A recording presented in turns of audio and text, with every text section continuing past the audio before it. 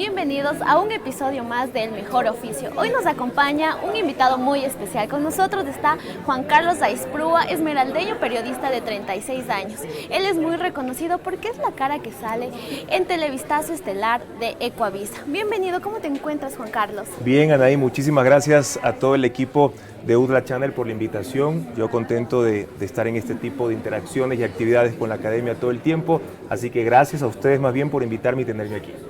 Yo quisiera saber, ¿cuándo inició este interés por el periodismo? Inició en el 2001 con la caída de las Torres Gemelas.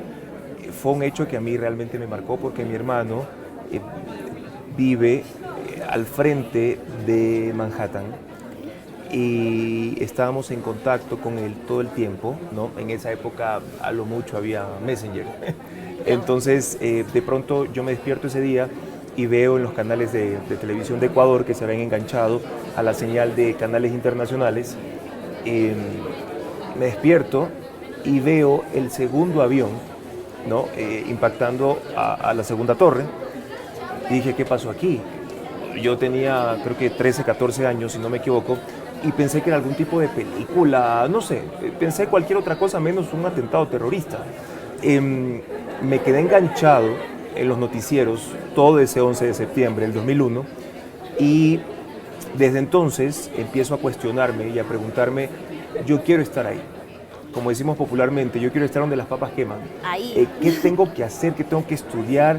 ¿Cómo es esto? ¿No? Veía a los reporteros in situ, ¿no? Informando lo que estaba pasando, gente que corría cuando ya pues, las torres caen. Luego daban paso al estudio, volvían con los reporteros en Manhattan, luego otros reporteros en Washington, en el Pentágono, donde se estrelló otro avión.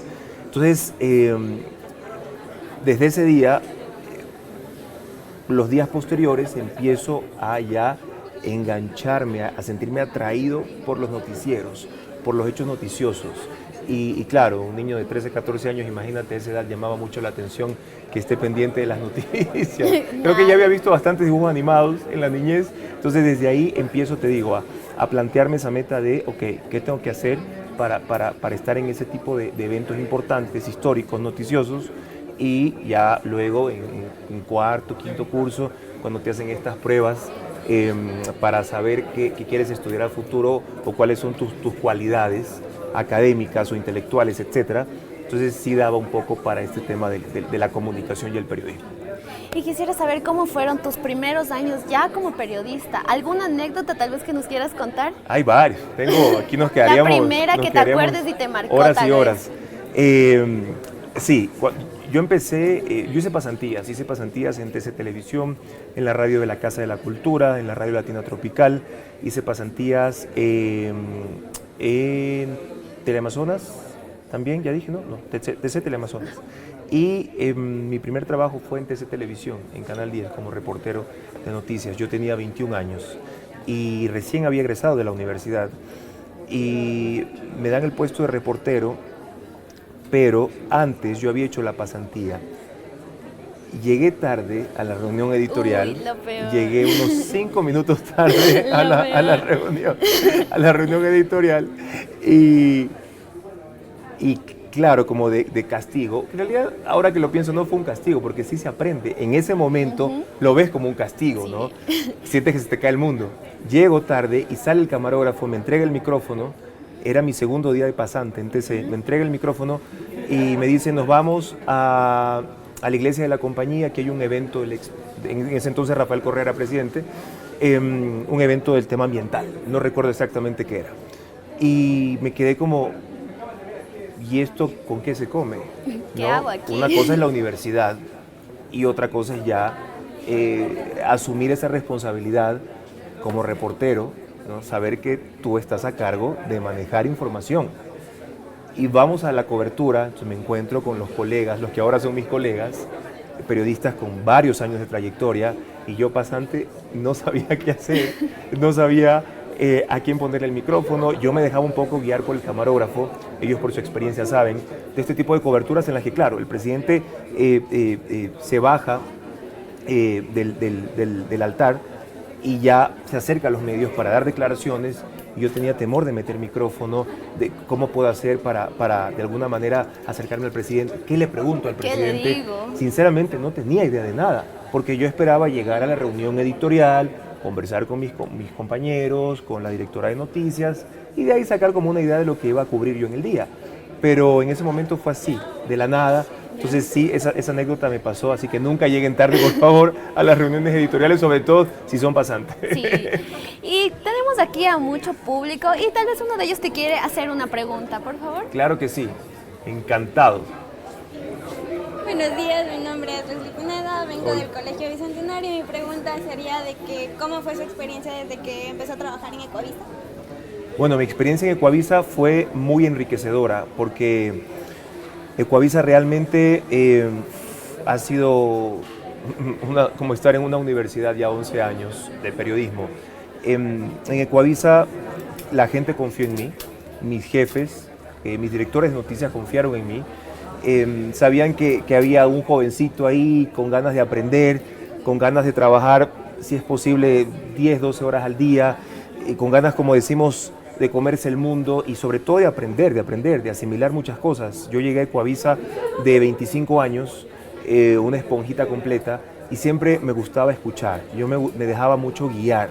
Y siempre digo que tuve la suerte o la bendición, como lo quieran llamar, o la satisfacción de realmente tener directores que me guiaran. Y cuando yo entré a Ecuavisa, me dan la fuente de economía.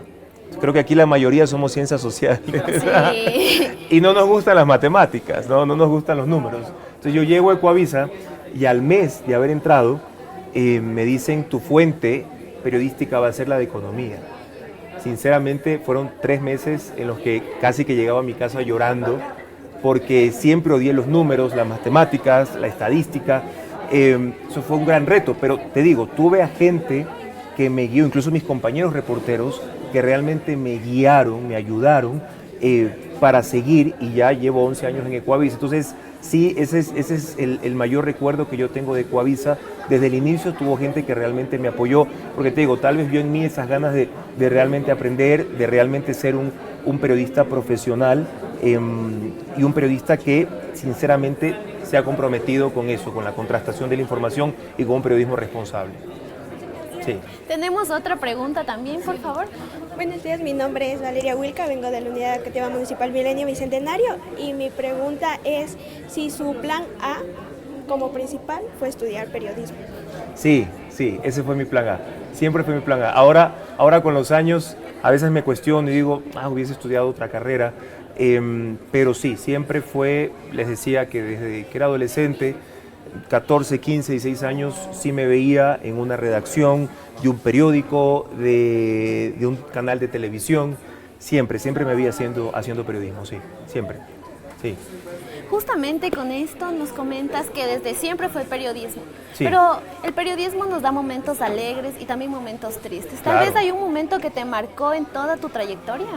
Sí, hubo varios, pero el momento que a mí me aterrizó mucho, mi cable a tierra, fue definitivamente la cobertura de post-terremoto en Manabí. Entonces, yo llegué a las 12 horas del terremoto. El terremoto fue casi a las 7 de la noche del sábado 16 de abril. Yo llegué cerca de las 7 de la mañana del domingo 17 de abril a Pedernales, que era la zona cero, y ver, imagínate, la gente con sus casas completamente destruidas, habían perdido a uno o a varios familiares, no tenían comida, la ayuda tanto de la parte privada como del gobierno estaba demorando en llegar las primeras horas. Cuando llego a Pedernales sentí que estaba en la guerra, sentí que habían caído bombas en ese cantón del norte de Manabí. Y me dio un efecto, nos dio a varios periodistas, nos generó un efecto muy interesante, pero a la vez muy doloroso y nuevo en mi vida. Nosotros nos sentimos víctimas. Yo me quedé una semana completa en Pedernales y yo no quería salir de ahí, porque una parte de mí quería también ayudar, quería sacar con estas manos los escombros, de pronto botaba el micrófono y también me unía a una protesta para decir, oiga, aquí no están llegando los alimentos, o en ese centro de acopio se están dañando las frutas, las verduras, los alimentos perecibles, qué está pasando con la cadena de ayuda humanitaria. Pero luego me acuerdo que un bombero se acercó y me dijo, lo que ustedes están haciendo como periodistas es un trabajo muy importante. No se lamenten o no se sientan mal porque no pueden rescatar a las personas. Eso es parte de nuestro trabajo, porque era frustrante. Escuchabas a gente debajo de los escombros gritar. No, venía personas a rasgarte la ropa llorando, a pedirte un abrazo, a pedirte una lata de atún. Y yo con el micrófono, con el camarógrafo, mi asistente y así, colegas de medios de comunicación nacionales e internacionales. Entonces, fue interesante cómo me aterriza este miembro del cuerpo de bomberos, no recuerdo si era de Quito o de otro país, y me dijo, el trabajo que ustedes es importante. Llega una autoridad del gobierno de ese momento y pese a las evidentes y conocidas diferencias que había con el canal donde trabajo, me dio un abrazo y me dijo, gracias por lo que ustedes están haciendo, porque en el ECU 911, en el Ichimbía, los tenemos en pantalla gigante y estamos pendientes de las noticias que ustedes minuto a minuto nos van contando y de acuerdo a lo que ustedes nos informan, las autoridades sabemos cómo actuar. Entonces en ese momento me sentí más orgulloso de esta profesión. Realmente siento que se dignificó el trabajo de los periodistas, más que reconocerlo o llenarnos de aplausos, porque es nuestro trabajo y es lo que tenemos que hacer. Pero yo siento que ese fue un cable a tierra y sí siento que en lo personal hay un Juan Carlos periodista antes y después del terremoto, pero también con el proceso de la pandemia. Wow, lo que nos comentas es súper fuerte y también hemos visto por tus redes sociales que tienes mucha interactividad con tus seguidores y les cuentas. Por eso tenemos una pregunta más de una persona que está aquí. Hola, bienvenida. Buenos días, mi nombre es Maite Núñez y soy estudiante del Bicentenario y le quería preguntar qué consejo le daría a las personas que quieren empezar a seguir la carrera de periodismo. Ya, siempre me preguntan sobre un consejo. Me podría demorar horas en darte un sinnúmero de consejos, pero yo creo que el principal es comprender de que esta profesión es de compromiso, ¿ok? A veces nuestros padres nos dicen, estudia tal o cual profesión porque esa te va a generar recursos económicos. En el periodismo no es tanto así. Esta es una profesión que realmente, sí, o sea, lo comparo con llevar en la sangre, ¿no? Esto es un modo de vida. Aquí no hay horarios, aquí no hay prebendas, aquí no hay coqueteos con el gobierno o con alguna autoridad de paso. Es una profesión que sí requiere, te digo, ese compromiso, esas ganas de despertar todos los días y tener esas ganas de informar, de contarle algo a alguien, ¿no? Y es lo que me pasa a mí todos los días y hasta ahora, ¿sabes qué? Siento eso, siento esa pasión. Ojalá nunca me dé eso de ya no querer ser periodista, ojalá nunca me pase, pero sí, de que te suene la alarma, a los que nos despertamos con alarma todavía, te suena la alarma y enseguida entrar a, bueno, ya no es Twitter, a X, y revisar qué está pasando en el país, qué temas o qué acciones del gobierno o de otras autoridades van a marcar la agenda del día. ¿No? Que estés almorzando y que te estés informando todo el tiempo y que converses con gente y que quieras sacar información y tú quieras retroalimentar con más información. Entonces, eso es, te digo, es realmente un modo de vida que cuando salimos de vacaciones, y hay colegas no me dejan mentir, cuando salimos de vacaciones es difícil despegarnos de las noticias. Todo lo que está pasando. No se puede. Entonces estás en una playa con el sunset, con el atardecer en la playa y de pronto tu teléfono está ahí. Notificación e inevitablemente te haces a un lado y dices, ¿qué pasó? Alguna decisión importante del presidente de la República y empiezas a informarte en ese momento. Entonces sí, es realmente un compromiso.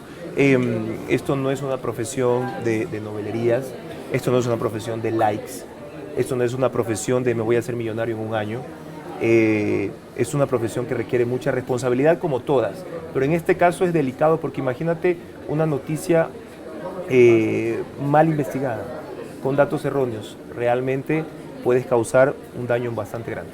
Y yo quisiera saber cuál es el secreto, la clave que ha llevado a Juan Carlos Aispurua donde está ahora, a ser uno de los presentadores más reconocidos y que trabaja en una casa televisiva muy reconocida igual del país.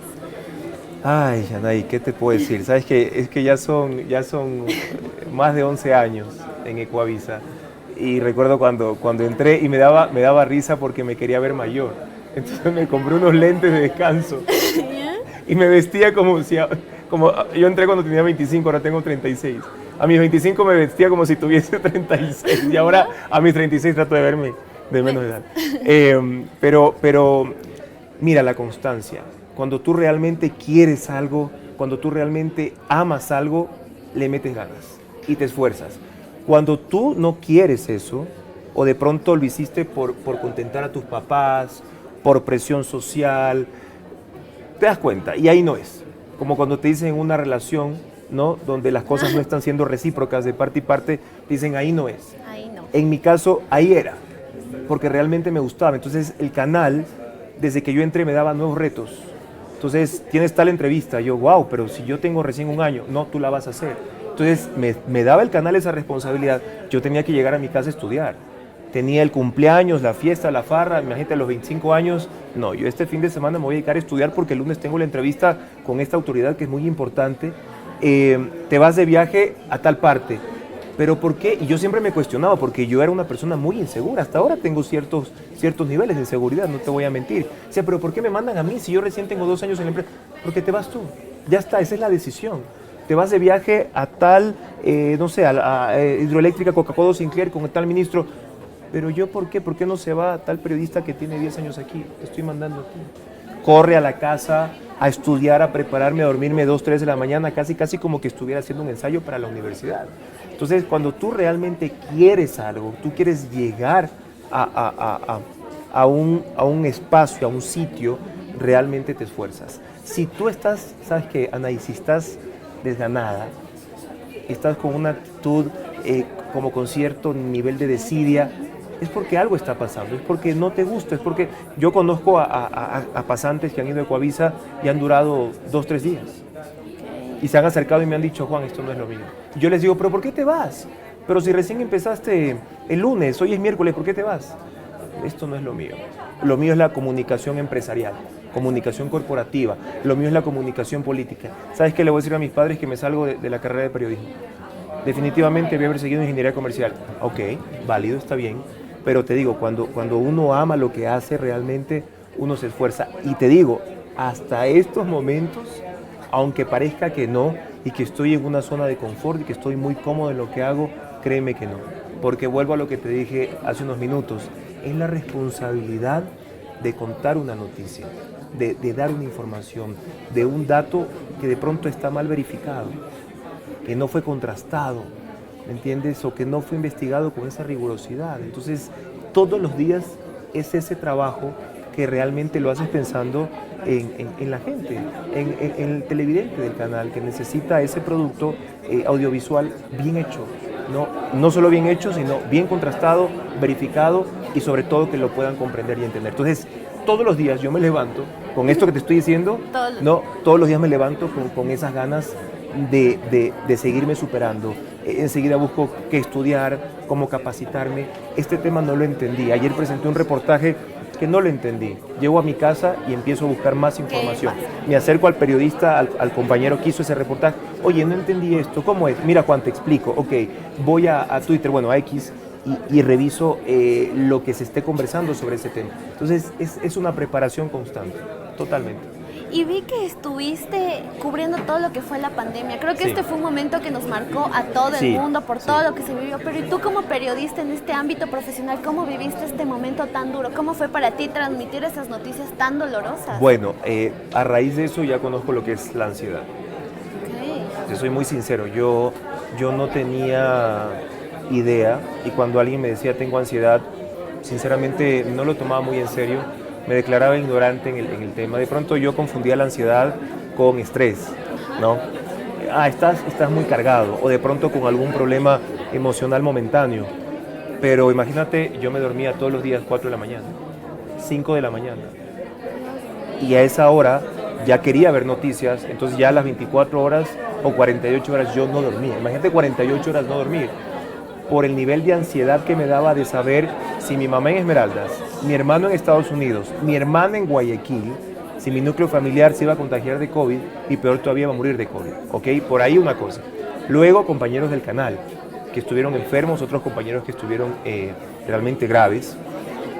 Luego ver lo que estaba pasando en Guayaquil. Recuerda que en Guayaquil fue el epicentro de la pandemia, con cientos de muertes por día. Te llamaban amigos, oye, murió otro amigo. ¿Te acuerdas del ex compañero de la universidad? Sí, me acuerdo, ya murió. ¿Te acuerdas la mamá del amigo? Sí, ya falleció. O sabes que está con una deuda en el hospital que no la puede pagar, estamos haciendo una rifa. Entonces era la responsabilidad, tratar de equilibrar la responsabilidad de sentarte frente a una cámara y contarle de forma calmado a la gente lo que estaba pasando con el COVID, tratar de no alarmar más. Porque no, ya se vivía exacto, alterar más a la sociedad de lo que ya estaba, y luego se apagan las luces del estudio y salir y revisar tu teléfono con cientos de mensajes de familiares, de amigos y de denuncias de la sociedad en general sobre no tengo dónde enterrar a este familiar. Lo tengo en mi cama tapado con una sábana, Juan Carlos, por favor, ayúdeme. Entonces mi Instagram se transformó también en una vía para llegar a las autoridades y empezar a publicar los lugares donde todavía habían cadáveres. Entonces mi cuenta de Twitter y mi cuenta de Instagram se convirtieron en esa vía para tratar de llegar a más autoridades. Y me daba gusto que las autoridades respondían. O sea, Juan Carlos, mándeme la lista. Juan Carlos, vi su tweet. Juan Carlos, vi su historia en Instagram. Mándeme más información para empezar a enviar a los vehículos de medicina legal. Entonces, sí, definitivamente fue un tema en el que ya se mezcló, se pareció a lo que pasó en Manabí con el terremoto. Ya se mezclaron sentimientos.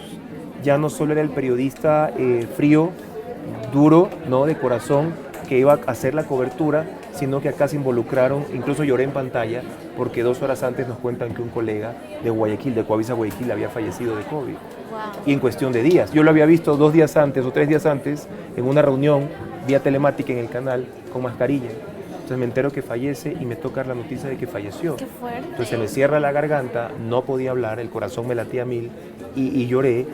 Y tenía a mis compañeros en el apuntador, ¿ya?, gritándome, dale, habla, tú puedes, dale.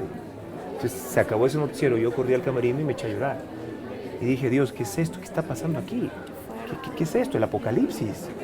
¿Qué está pasando? ¿Qué está pasando aquí? Y eso te pone a prueba, y nuevamente, Anaí, lo que te decía hace un rato, ahí también te autocuestionas y dices, ¿esto es lo mío? ¿Estoy preparado para esto? Venir a trabajar mientras se paralizó el planeta entero, venir a trabajar sabiendo que me puedo contagiar de COVID, o que mis compañeros pueden contagiar, o yo puedo contagiarlos a ellos, y ahí pasas la prueba y dices, sí, esto es lo mío. Estoy hecho para esto. Y sabes que nuevamente revaloricé la labor periodística, porque el mundo se puede caer a pedazos, Anaí, pero siempre alguien tiene que contar lo que está pasando. Wow, es una experiencia, creo que sí, tanto súper fuerte que y vendrán más. Y vendrán más, porque esto es cíclico, ¿no? No sabemos qué vendrá a futuro, ojalá no pasen, ¿no? Ojalá esto no vaya a pasar, pero siempre hay estos hechos que realmente conmocionan a una ciudad, a un país, al planeta entero, y siempre tenemos que estar ahí para realmente contarlo. Sí. Y también tenemos otra pregunta más del público, claro. Te escuchamos. ¿Cuál es tu nombre, por favor? ¿Entro? Sí, ¿cuál es tu nombre? ¿Qué tal? Mucho gusto. Mi nombre es Jordi David. Me presento, soy estudiante de la Unidad Educativa Municipal del Milenio Bicentenario, perfecto, que está ubicada en el Beaterio. Mi pregunta sería, ¿qué es lo que le motiva a seguir siendo periodista a su transcurso del futuro, y qué es lo que le motiva? Gracias por esa pregunta. Me motiva el que cada vez siento que la gente está ávida de información. Siento que con todo este tema, con toda esta vorágine de las redes sociales y de la digitalización de la información, han proliferado mucho las fake news. Muchas fake news. Entonces yo siento que el trabajo del periodista hoy por hoy, de volver a las aulas de qué, cómo, cuándo, por qué, para qué, ¿no? Las ¿Dónde? Ws del de las Ws, de las Ajá. famosas Ws en inglés. Sí. Entonces creo que tenemos que nosotros los periodistas nuevamente aterrizar, así no nos genere mucho engagement o muchos likes, ¿no? Pero sí aterrizar al, hubo afuera de aquí de la universidad, un bus con una moto se chocaron, publico el video y tengo 500,000 vistas, ajá, pero ¿qué pasó? ¿Culpa de quién fue? Hay algo ¿Del más motociclista? atrás. ¿Fue culpa del chofer del bus? Ahora con los apagones no había semáforo. ¿Qué dicen los testigos? ¿Hubo heridos? ¿Hubo muertos? ¿Tenían licencia los dos? ¿Licencia caducada? ¿O tenían ya sanciones de tránsito anteriores? ¿Y eso quién te lo va a hacer? El periodista. ¿Me entiendes? Entonces, ahí está la diferencia. Por eso, con la pregunta que me hacían de qué me motiva, es precisamente eso. Ver que hay gobiernos que pagan para generar fake news, sobre todo en época de campaña. Entonces, ahí viene el periodista a atacar eso y decir, no, así los simpatizantes contrarios Así me caigan sí. encima y decir, no, eso no es esto lo correcto, ya lo investigué, ya lo verifiqué. Entonces, ver cómo se ha transformado el mundo de toda esta guerra de información, de esta guerra digital, de esta guerra de las fake news, que es realmente un monstruo, ahí estamos estas hormiguitas que somos los periodistas para decir, no, esa no es la información adecuada. Y eso realmente ahora yo siento que me está motivando mucho más. Tenemos otra pregunta más. Hola. Te quisiera preguntar que cómo manejaste tú tu ámbito laboral en medio de la pandemia, o sea, cómo tú te pusiste en ese ámbito.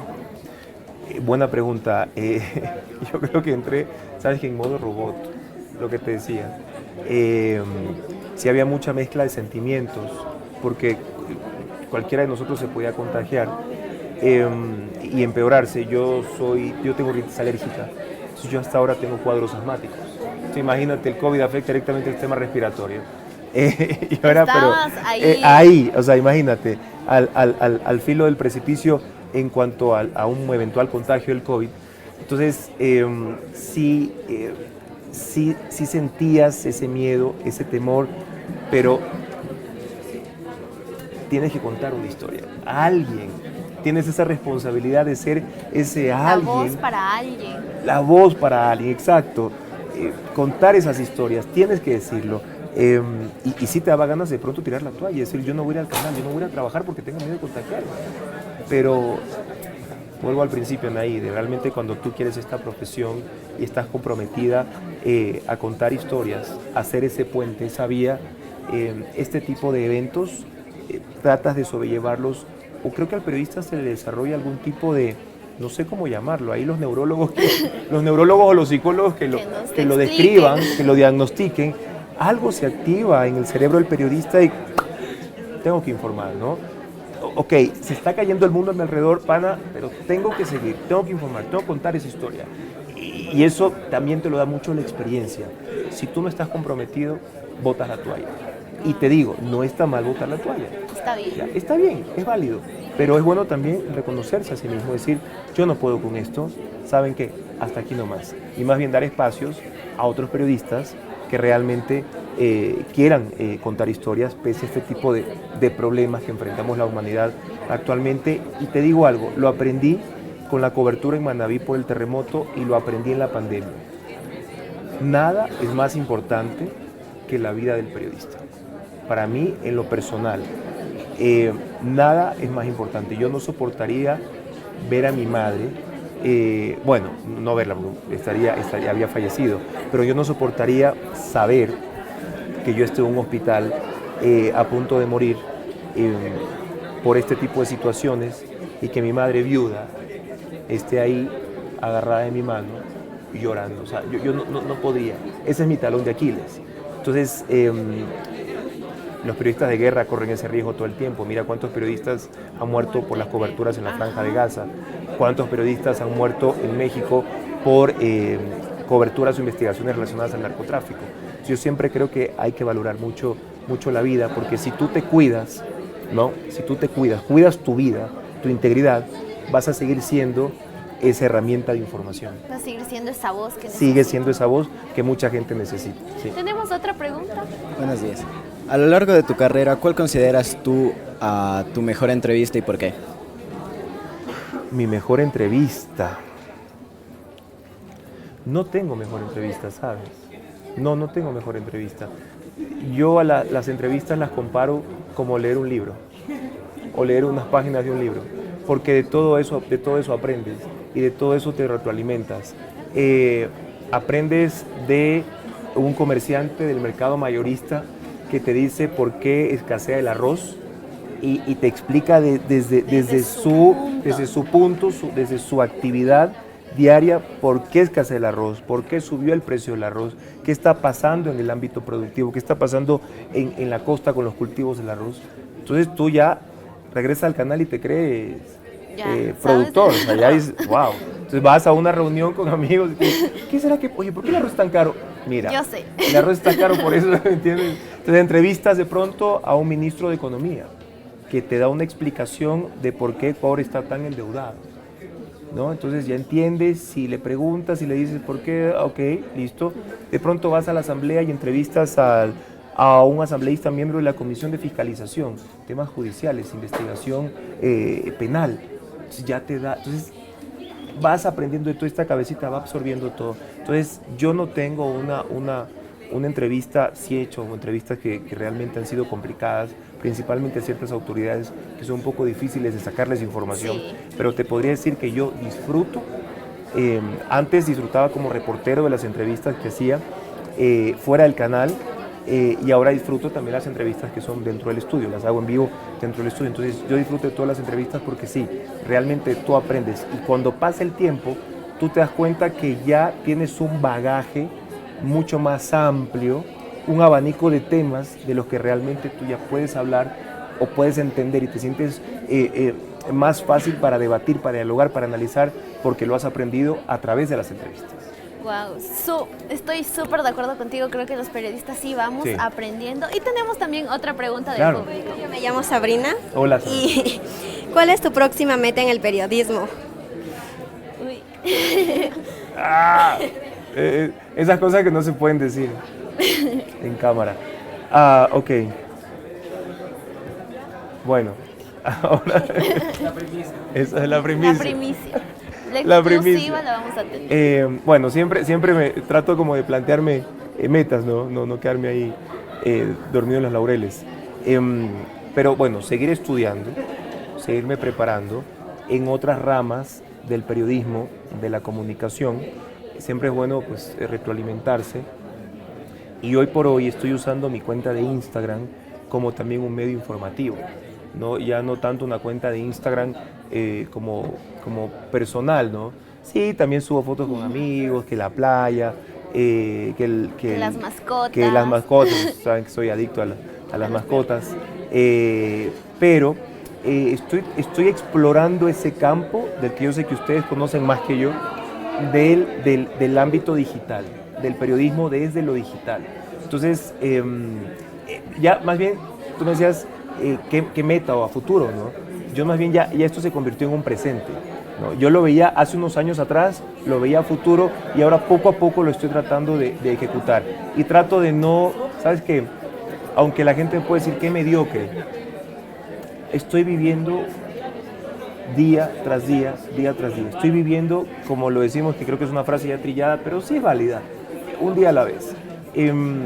Porque estoy disfrutando de este momento, de ser presentador de Televistazo Estelar. Me costó llegar hasta este punto en mi vida. En las mañanas estoy como presentador de un noticiero matinal, Televistazo en la Comunidad, que es relacionado más a los barrios, de los problemas de los barrios de Quito. Entonces, son dos formatos que parecerían iguales, pero no. Cada uno tiene su estructura, tiene su contenido, tiene su forma, su vía de llegar. Entonces, estoy viviendo este momento. ¿Cómo te explico? Me senté en el avión, me puse el cinturón y estoy disfrutando del viaje. Si en ese viaje se van dando cositas para aprender, un taller, una capacitación, ¿entiendes?